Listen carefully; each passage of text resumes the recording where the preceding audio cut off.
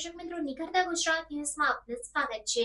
સમાચારની વાત કરવામાં આવે તો ગૃહ રાજ્ય મંત્રી હર્ષ સંઘવી વડોદરામાં આવેલ પૂર બાબતે સમીક્ષા કરવા વડોદરા ખાતે આવ્યા। પ્રભારી મંત્રી હર્ષ સંઘવી વડોદરા દોડી આવ્યા અને પૂર રાહત બાબતે જિલ્લા પ્રશાસનના ઉચ્ચ અધિકારીઓ સાથે બેઠક યોજી પુનઃસ્થાપનાની કામગીરી અંગે સમીક્ષા કરી હતી। તેમણે સર્વેની કામગીરીમાં પૂરજોશમાં કરાવવા માટે સંબંધિત અધિકારીઓને તાકીદ કરી હતી। આ બેઠકમાં ગૃહ રાજ્યમંત્રી સંઘવી સમક્ષ પ્રસ્તુત કરવામાં આવેલી વિગતો મુજબ વડોદરા શહેર અને જિલ્લામાં મળી કુલ 19,904 લોકોનું સ્થળાંતર અને 6,330 લોકોને બચાવાયા હતા। પૂરના પાણી ઓસર્યા બાદ હાલમાં આરોગ્યલક્ષી ઝુંબેશ હાથ ધરવામાં આવી છે, જેમાં તબીબો ઘરે ઘરે જઈ લોકોના આરોગ્યની ચકાસણી કરે છે।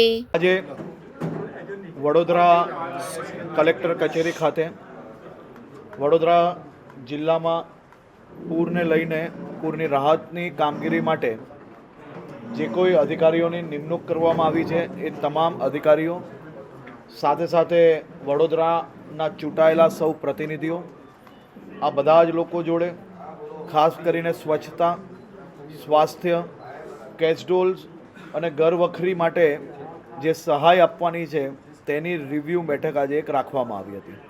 પહેલા ફેઝની અંદર રિવ્યૂ બેઠકની અંદર ઘરવખરી અને કેશડોલ્સ માટેની જે બેઠક હતી તેમાં ખાસ કરીને વડોદરા મ્યુનિસિપલ કોર્પોરેશન વિસ્તારમાં આવતા 64,360 પરિવારોને કેશડોલ્સ આપવામાં આવ્યા છે। વડોદરા ગ્રામ્યમાં 20,610 પરિવાર સુધી કેશડોલ્સ આપવામાં આવ્યા છે, જે આજે સવારે 8 વાગ્યા સુધીનો આંકડો છે। કુલ મલાઈને વડોદરા જિલ્લાની અંદર 84,970 પરિવારોને કેશડોલ્સ આપી લેવામાં આવ્યા છે। એ જ રીતે ઘરવખરી સહાય જે હોય છે તે 5,835 પરિવાર વડોદરા મહાનગરપાલિકામાં, વડોદરા ગ્રામ્યમાં 3,933 પરિવાર સુધી ઘરવખરી આપી લેવામાં આવી છે। એટલે કુલ મળીને 9,768 એટલે કે 40,000 પ્રભાવિત લોકો સુધી ઘરવખરી બી આપી લેવામાં આવી છે। આની ખાસ કરીને ચૂંટાયેલા પ્રતિનિધિઓ અને બીજા અધિકારીઓને બી જણાવવામાં આવ્યું છે કે કોઈ બી પ્રકારની લોકોની માંગણી હોય કે રહી ગયું હોય, કોઈ બી વ્યવસ્થાઓ કોઈ બી જગ્યા પરથી ફરિયાદ આવે તો તે તાત્કાલિક કલેક્ટર કચેરીની અંદર જે નોડલ ઓફિસર છે એને જાણકારી આપવામાં આવે અને તાત્કાલિક એમના દ્વારા ટીમ મોકલીને ઘરવખરી અને કેશડોલ્સની રકમ આપવામાં આવશે એ પ્રકારની વ્યવસ્થાઓ કરવામાં આવી છે। ખેતીના સર્વેની કામગીરી આજે સવારથી ચાલુ થઈ ગઈ છે। ઇલેક્ટ્રિસિટી રિસ્ટોરેશનનું 99% કામ પતી ગયું છે। જે કોઈ ફેક્ટરીઝ અને ઇન્ડસ્ટ્રીની અંદર હજી બી ફરિયાદ આવી હોય કે ખેતીની ફરિયાદ આવી હોય કે કોઈ નાના ગામડાની ફરિયાદ આવી હોય તે ફરિયાદો આજે ભેગી કરીને સાંજ સુધી નવી ટીમો બનાવીને એ કામગીરી બી ઝડપથી પૂર્ણ કરવાની સૂચના આપી છે।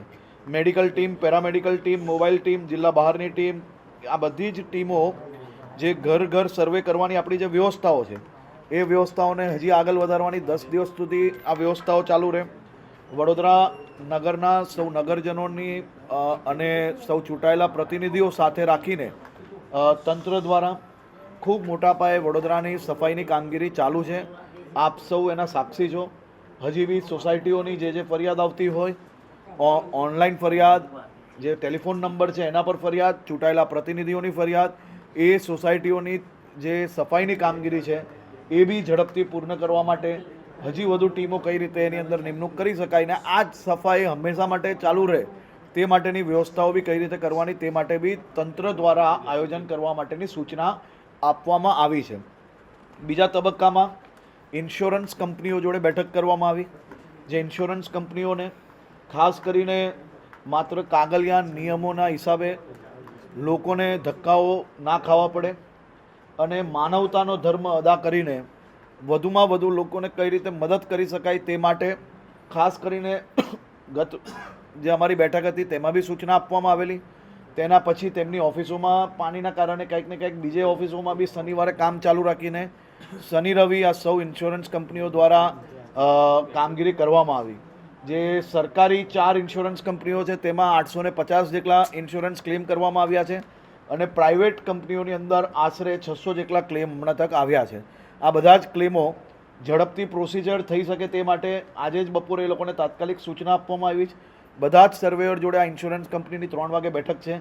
4:30 વાગે ફરી એકવાર અમારા શહેરના વડોદરા શહેર જિલ્લાના મુખ્ય 5 ચૂંટાયેલા અને સંગઠનના પ્રતિનિધિઓ સાથે સાથે 5 થી 10 જે મુખ્ય સંસ્થાઓ છે, જે એસોસિએશન્સ છે, એના બી પ્રતિનિધિઓ એ બેઠકમાં હાજર રહે અને એ બેઠકની અંદર કોઈકને જાણે કે ગુમાસ્તધારાનો લાઇસન્સ એક્સપાયર થઈ ગયું હોય, રિન્યૂ ના થયું હોય તો એ ઝડપથી કઈ રીતે થઈ શકે, જેના કારણે ઇન્સ્યોરન્સની એમની તકલીફ ના પડે.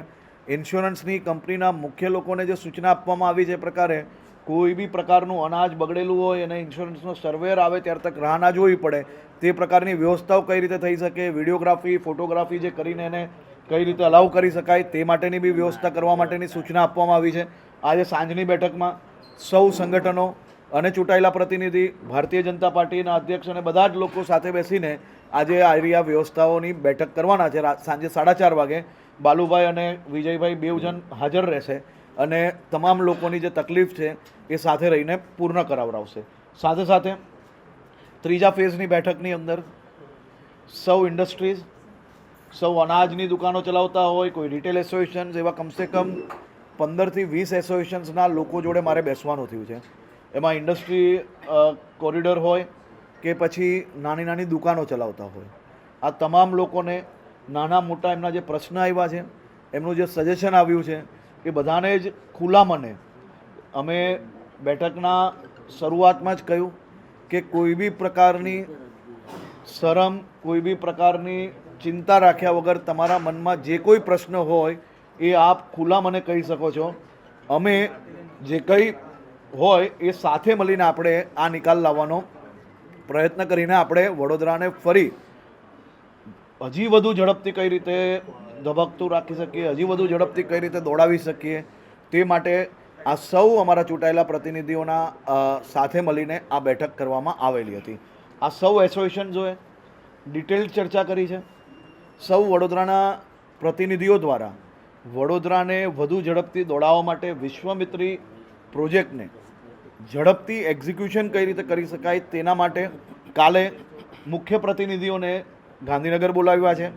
એનું પ્રેઝન્ટેશન જોડે જોડે એના માટે ચર્ચા કરવાના છે. એના સિવાય મુખ્ય પ્રતિનિધિઓ દ્વારા જે અહીંયાની બીજી માંગણીઓ બી જે આવી છે એ માંગણીઓ બી લઈને કાલે ગાંધીનગર આવશે. ગાંધીનગરમાં આ બેઠક થશે. આજે સાંજે હું ઇન્સ્યોરન્સ કંપનીના જે ઝોનલ ઇન્ચાર્જો છે એની જોડે અમદાવાદમાં બેઠક કરવાનો છું અને એ બેઠકના બાદ હું ફરી એકવાર વડોદરા આ બધી જ વસ્તુઓની રિવ્યૂ કરવા માટે 2-3 દિવસ પછી પાછો આવવાનો છું. અને એ વખતે બી આજે પ્રતિનિધિઓને જેમ મળ્યા છે એમ આવનારા 2-3 દિવસ પછી જે બી શહેરના નાગરિકોએ પોતાની કોઈ બી વસ્તુ રજૂ કરવી હશે તો એના માટે બી અલગથી સમય આપવામાં આવશે. તબક્કાવાર કોઈ બી વ્યક્તિને કંઈ બી કહેવું હશે તો એ બધી જ વસ્તુઓ એક પછી એક, પહેલી વસ્તુ ક્યારે બી આવી ઘટના થાય તો એ રેસ્ક્યુ હોય છે, રેસ્ક્યુ પછી રિસ્ટોરેશન હોય છે, રિસ્ટોરેશન પછી એ લોકોની તકલીફનો નિકાલ કયો હોય છે.